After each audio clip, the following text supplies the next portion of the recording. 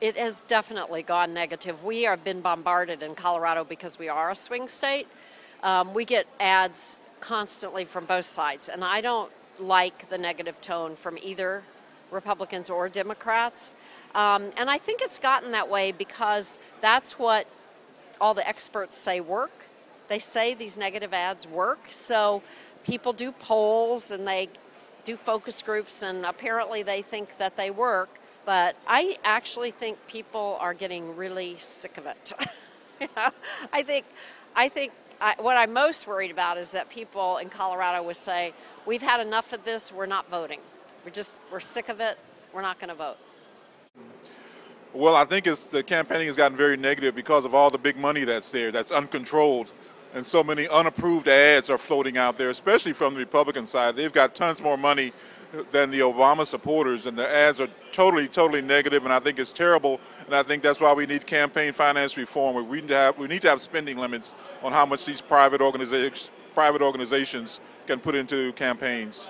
Yes, they are negative, they are divisive, but that's been the tone. You know, the Republicans throw a rock and we have to respond. So I don't think the negative attacks are being initiated by the Democrats.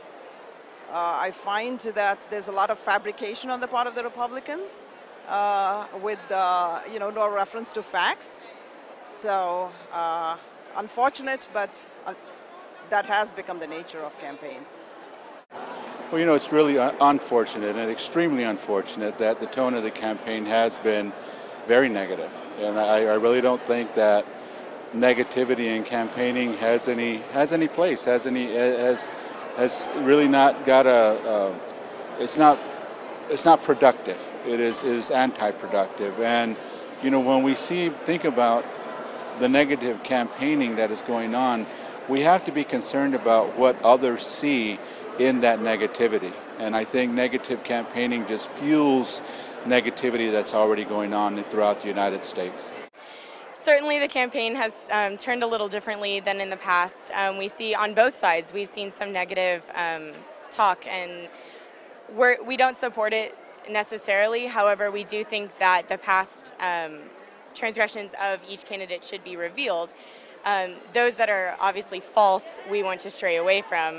However, we do want informed voters, and that's the most important thing.